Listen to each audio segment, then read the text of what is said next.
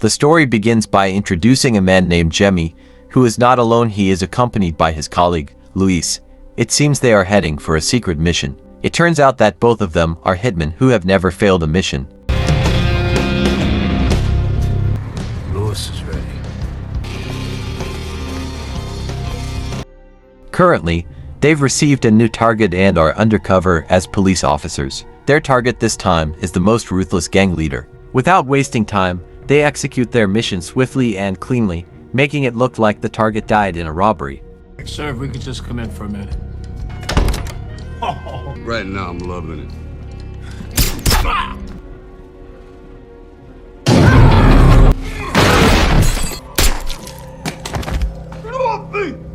Needs to look like a break-in. After completing the mission, Jemmy and Luis head to a bar, expecting to meet the person who hired them, as they were promised payment. But after waiting for hours, the client never shows up. Radio's late. Yeah, okay. While Jemmy goes to the restroom and Luis is drinking, a large man enters the bar and immediately kills Luis. The man then heads to the restroom to attack Jemmy. Fortunately, Jemmy notices him just in time and a fight breaks out. The man fails to kill Jemmy and ends up fleeing.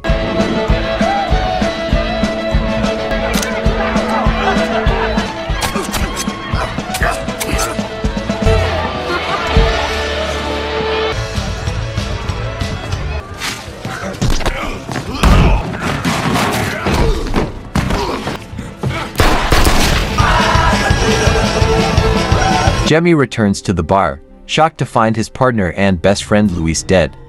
At that moment, Jemmy realizes they've been set up by their own client.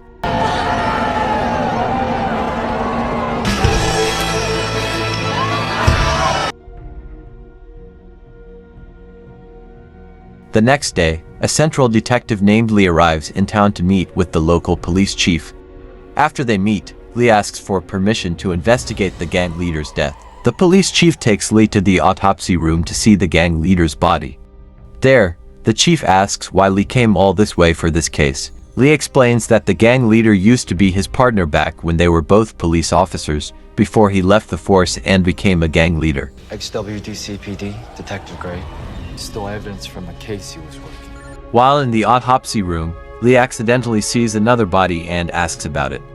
A nearby officer explains that the body is of a man named Luis, suspected to be a hitman, and that he died just a few hours after the gang leader. Hearing this, Lee believes the two deaths must be connected.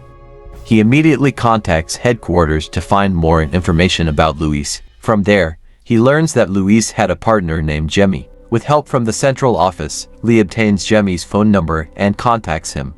He says he wants to meet to talk about Luis's death. If Jemmy agrees, Lee will wait for him at a bar. Hello, Jimmy. Name's Taylor Kwan. Meet me at the St. Charles Saloon in 3 hours. Eventually, Lee and Jemmy meet. Jemmy immediately suspects that Lee is from Central Police, and Lee openly confirms it. Lee then guesses that the ones who killed the gang leader were Jemmy and Luis, but he doesn't intend to arrest Jemmy. Instead, Lee is more curious about the client who hired them. Jemmy refuses to give the client's identity because he himself is still hunting the client. Before leaving, Lee gives Jemmy his business card and tells him to get in touch if he's willing to cooperate. So I figure you and Louis Blanchard take out Hank Greeley last night. I want the guys who did the hiring. Change your mind, give me a call. That's it. As Lee leaves the bar, he notices a few suspicious people seemingly targeting him. Luckily, Lee is aware and quickly heads to the parking lot. When the chance arises, he's forced to fight them and manages to take one of them down.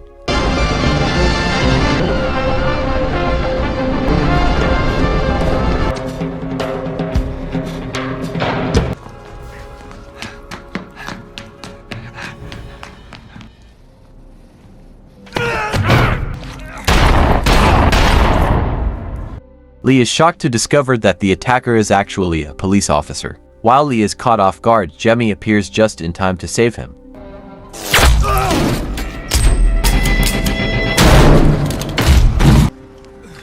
Afterward, Jemmy urges Lee to get into his car so he can treat his gunshot wound.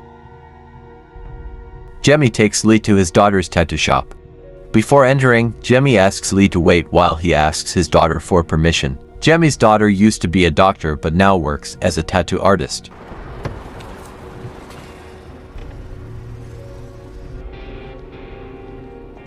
I need your help with something. I'm not in that business. I never was. All right.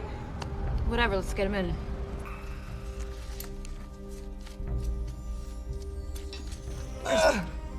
Problems.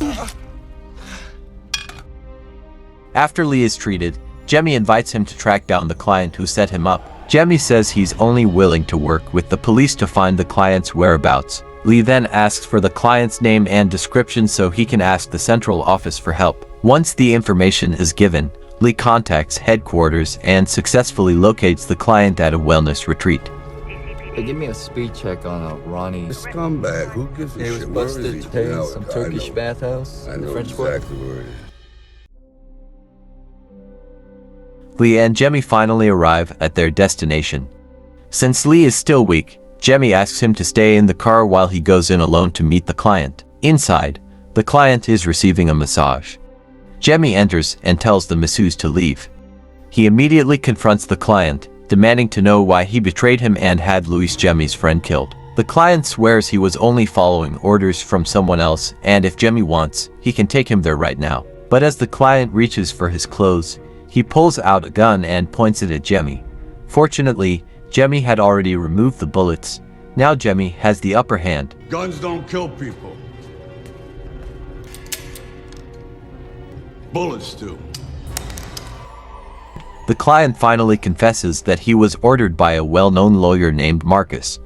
Upon hearing that, Jemmy is about to shoot him, but the bullets are missing from his gun too. This leads to a hand-to-hand fight between the two. And Louis was clipped. 500 grand. Come on, that's a lot of cheese, but I can live with that. He was my partner. No, no, no, no! I can't, no!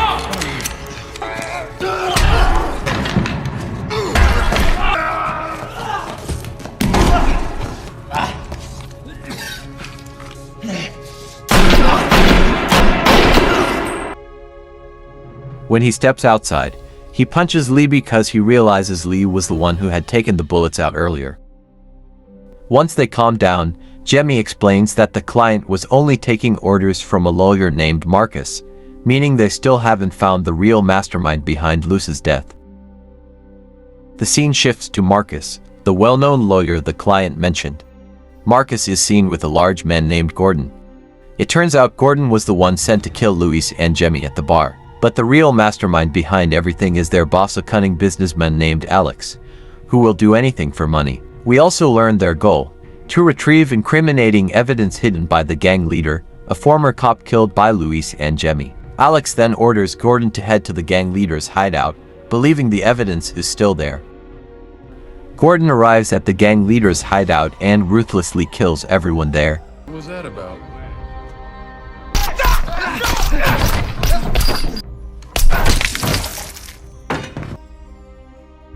Eventually, he finds the file containing the evidence. Alex personally picks Gordon up, clearly pleased with his reliable enforcer. Together, they head to Marcus's residence, where a masquerade party is currently taking place. Meanwhile, Jemmy and Lee have located Marcus's home. They learn Marcus was once a Marine sergeant, now turned hitman. The masquerade party allows them to sneak in unnoticed. Inside, Jemmy spots Gordon, but can't make a move due to the crowd. Eventually, Jemmy and Lee manage to kidnap Marcus and take him to Jemmy's safe house. During the trip, Marcus tries to fight back but is subdued. Fuck, is this a joke? Meet me by the staircase at the rear of the house. Okay, I'll be right there. I know.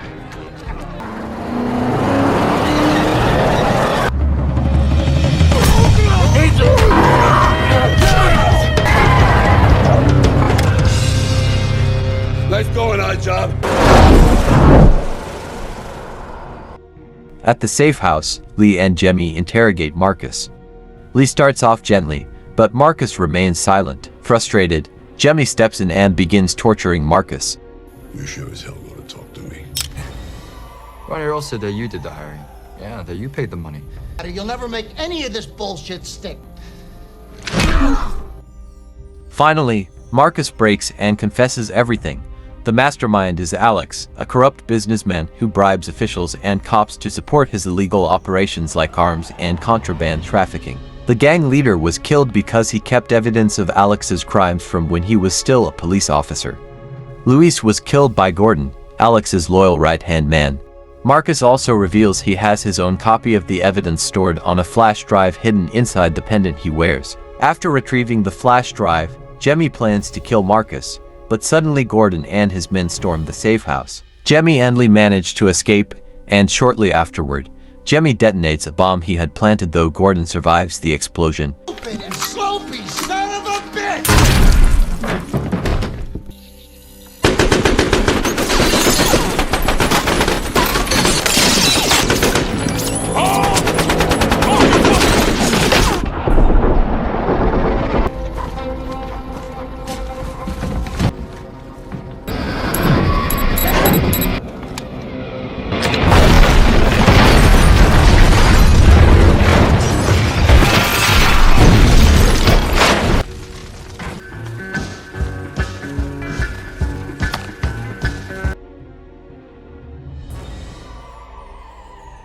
The next day, Jemmy brings Lee to his daughter's place to examine the flash drive. Jemmy tells Lee to go inside while he keeps watch. Inside, Lee finds Jemmy's daughter, who just got out of the shower, making things awkward. When Lee opens the flash drive, he discovers it contains extensive evidence of Alex's bribery, including names of corrupt police officers and judges. It's also revealed that Lee's true mission all along was to obtain this evidence. He never really cared about the gang leader's death, especially since the gang leader had once betrayed him. At that moment, Lee gets a call from the police chief asking for his whereabouts. Lee replies that he now has all the evidence of Alex's bribery. Shocked, the chief arranges to meet Lee so they can report it to central headquarters. Jemmy and Lee hurry to the meeting point.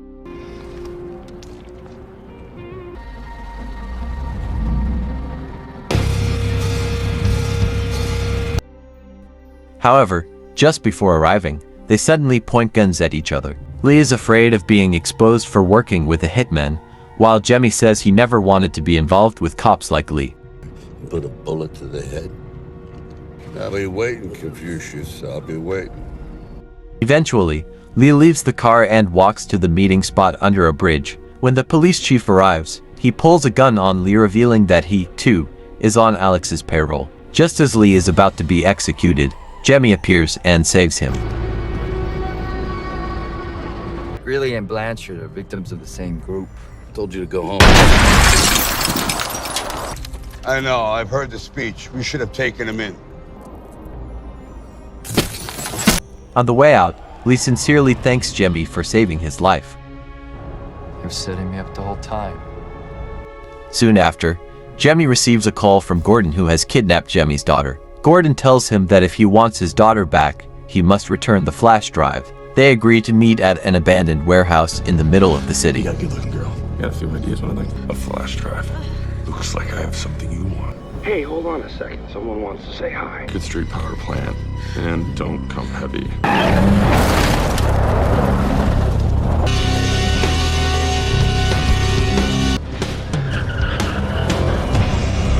Jemmy goes alone to confront Alex's group. Alex demands the flash drive, but Jemmy insists they release his daughter first. Once she's freed, Jemmy quickly escapes with her. Mary. Sorry. It turns out Lee had secretly recorded Alex's group discussing their next crime. However, Gordon soon arrives and kills everyone, including Alex, wanting to take over the business himself. 4 of our operatives got killed by this guy last night. Well, Mr. Bobo had leverage. All right, look, you don't have an argument with me. Care about money. Meanwhile, Jemmy and his daughter haven't left yet. Jemmy tells her to hide, as he's planning to face Gordon one last time to avenge Luce's death. Before confronting Gordon, Jemmy and Lee must first fight off Gordon's rebellious henchmen.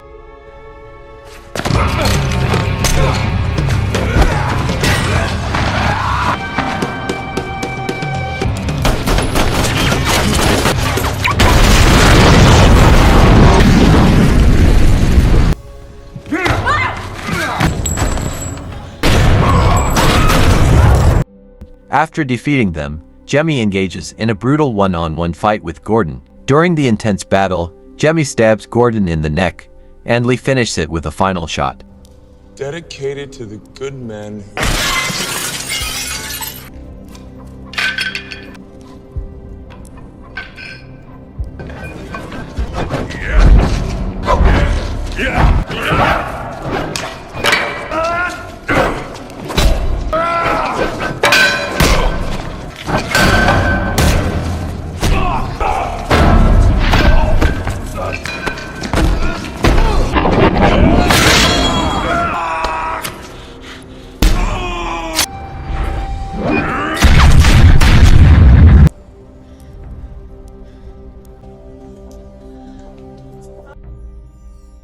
After the fight, Lee asks Jemmy to turn himself in, insisting that justice must be served. Jemmy promises to leave the assassin life behind. Lee still wants to arrest him, but Jemmy reminds Lee that he owes him a great deal and even asks his daughter to treat Lee's wounds.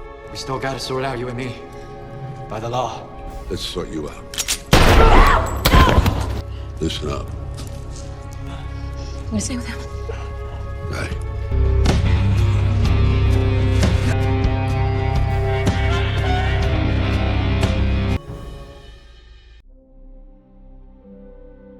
In the end, Lee tells him that Central Headquarters is actually grateful to Jemmy for helping crack the case. But you break the law again, and I hear about it. That'll be the day. Oh, you're going down. I went out and bought myself a special ride.